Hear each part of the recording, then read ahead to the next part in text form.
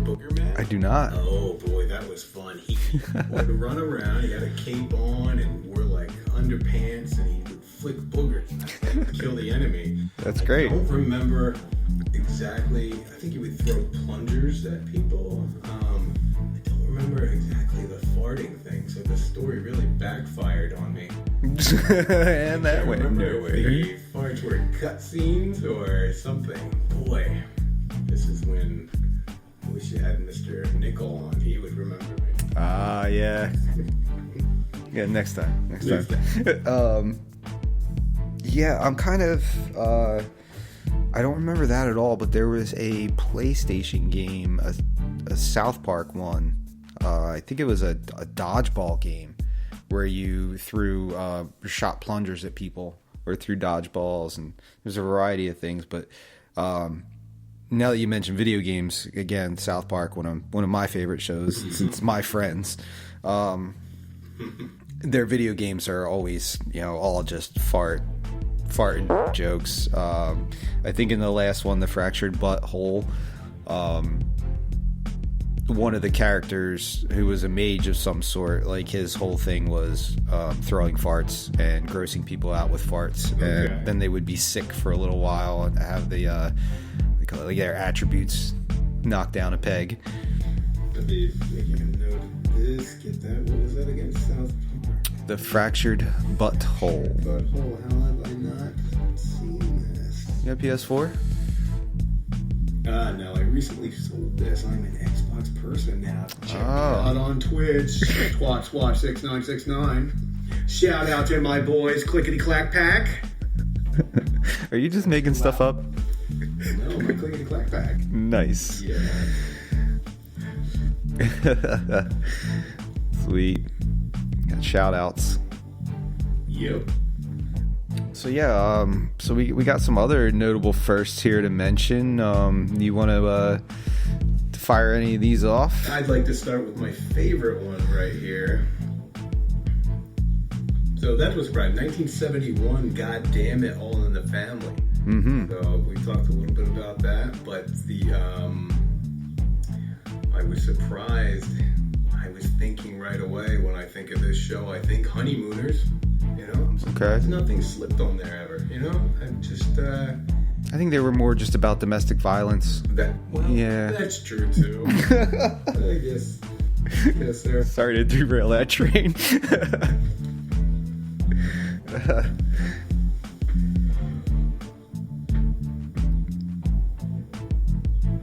Oh, we're still here. Yep. I had an idea and then I kind of got lost too. No, we were doing this anyway too. Mm-hmm. Yeah. So yeah, do you remember the 1980 SNL sketch Lord Douchebag? I do not remember Douchebag. I vaguely remember that. I want to say I was going to look it up and I totally forgot. I think it was John Lovitz in like a Victorian clothing. It was a whole sketch. It was pretty funny, but yeah, 1980 was the first time Douchebag was set on TV. The Hell, 1967. Hell being used. This was Kirk. He was just saying, "Let's get the hell out of here." Yep. Right. Yeah. Star Trek actually brings us a couple TV firsts, and I guess when you consider what a giant they were and how many episodes they had, I guess it's not a big surprise. But yeah, the big one for them, I guess that gets brought up the most, is the first interracial kiss between Kirk and Lieutenant Uhura, and that was on November 22nd, 1968. I like the movie Star Trek. They switched that up. Ends up with Uhura there. Oh yeah. I like that. Yeah, I liked some of their juxtapositions in the newer movies. Yeah. Give it a little different perspective. Maybe not that third one. Let's just. I think, I guess the one that two of them that really surprised me as to how early they were mentioned was, and I'll apologize for the image of B. Arthur getting it on, but in a special 2-part episode called Maud's Dilemma, abortion was discussed for the first time on TV, and that was in 1972. So that one kind of surprised me, and I guess they really tried to tackle some tough topics on that show. Yeah. Now, not discussed too much. Yeah, right. A little less now, for sure. Yeah. I guess the other one that I was surprised being so early was the first recurring gay character. And Soap is commonly mistaken for the first series to include a sustained gay character, but at least one other series, 1972's The Corner Bar, preceded it. But let's face it, Soap gets all the credit. That character, Jody Dallas, was played by Billy Crystal, and many stations refused to air the series because of it. Side note, first gay couple in bed was on 30-something. Okay. Back to the bitch thing I said earlier, Oh yeah, bitch. Sorry, we're all scary Terry.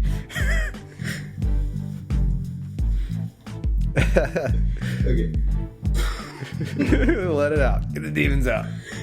When I looked up the bitch thing for Friends, I said that was the only thing that came up was this 1974 when Bastard was said. I was trying to find when bitch was first said. I could not find anything on TV life, but this 1974 Bastard. I honestly thought a lot of these things would be easier to just, Google the first blah blah blah on TV, but some of these are pretty hard to track down. I was surprised. Oh, we got another Saturday Night Live first. They definitely pushed the boundaries and did some things, but in this case, the guy who broke some boundaries and said something on the first time for TV ended up getting fired, and apparently had a terrible life after that, and eventually committed suicide. So on the show Saturday Night Live, in a Dallas sketch, Charles Rocket, playing JR, was asked how he felt. His response, quote, "I just want to know who the f*** shot me," unquote. They said it was the f*** heard round the world. Wow. I wonder if that just threw in there? Must have been thrown in there. A mistake thrown? Yeah, I mean, improv. Probably thought it was funny. I mean, it is pretty hilarious. He made the right call, I feel like, but ruined his career, apparently. Yeah, I mean, I don't see a writer putting that in, No, yeah. It must have just been thrown in there. Not in 1981. I'm sure Lorne Michaels wouldn't let that go. Yeah, I was going to say, that's really early for that to fly. But that was still... excuse me. But that was still... it was early on in live TV, so it might have snuck through before anybody was able to bleep it or anything. And now I'm realizing I missed something really obvious here, because at one point they started adding a 3-second delay, the FCC, to be able to bleep stuff on live TV, sports and stuff. And I believe two things started that. It was a guy who shot himself on live TV. I believe Bud Dwyer. The Filter song, "Hey Man, Nice Shot," is all about that. He's like a politician who's apologizing on live TV, and he just pulls out a gun. And that made it through, and I believe the Challenger disaster was being watched live by kids. Oh. And when that exploded... Throw that to censor? You would think they would just leave that in there as a history. Why wouldn't... Yeah, but I guess they realized, sometimes things go terribly wrong on live TV, and they need to have a little bit of time to not traumatize people. Gotcha.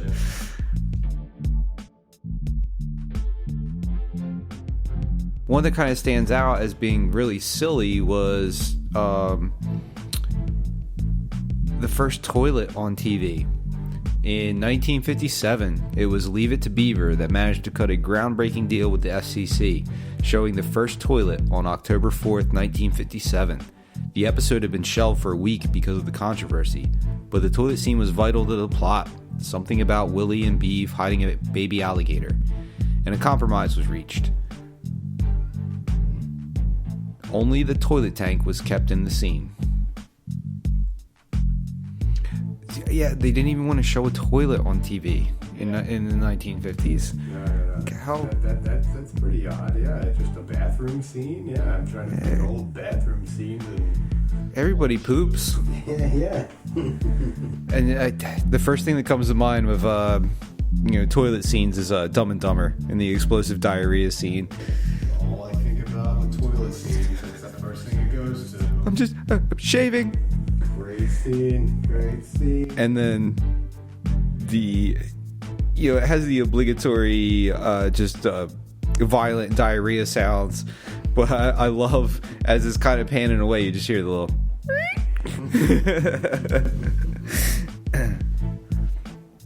I think that's what's so great about, fart humor and stuff is we've all been there. We've all heard those noises. It's all happened to us in some regard. So it's kind of like nervous laughter and identifying with it.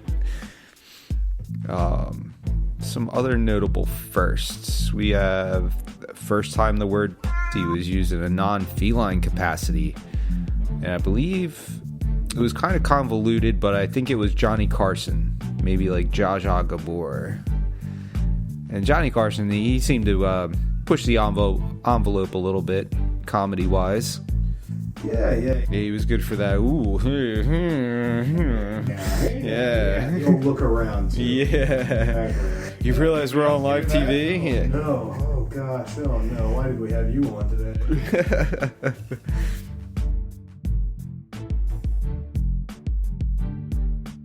Also, we have, I think the last one we got on the list here that is kind of surprising to me because of the inherent xenophobia that I didn't realize was behind this.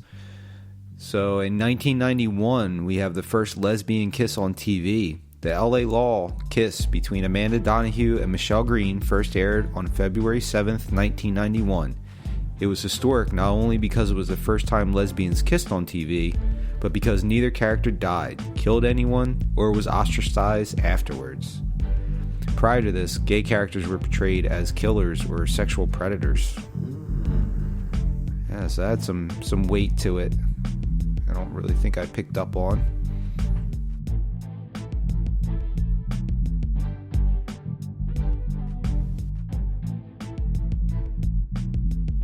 Since we're here to learn, I have one more fun factoid for you. According to the Guinness Book of World Records, Bernard Clemens of London has the longest official butt burp at 2 minutes and 42 seconds. Control. Yeah, wow.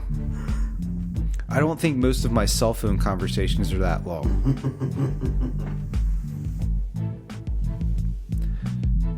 So, it was frustrating to do this topic without ranting about censorship. And that's a podcast in and of itself that I promise I'll get to. But, censorship, particularly in the movie industry. The Hays Code, the forerunner of the MPAA, was a ridiculously puritanical monster that loomed over Hollywood in its early years. From the 30s to the 60s, they had a huge list of no-nos films had to adhere to. You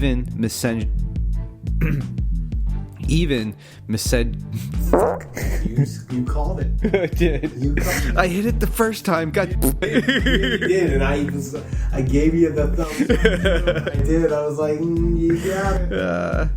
I've got a good blooper reel going too. I'll have to share with you at some point. I just started it. It's a shame because there's many times where I've been hung up on and just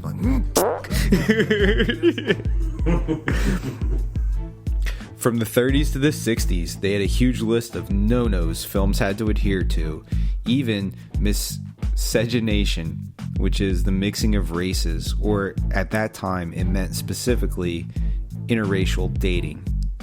I think it's important to remember they are the reason we didn't see an interracial kiss on TV until 1968, not society as a whole, and they may have robbed the world of fart humor for 30 years. Nice.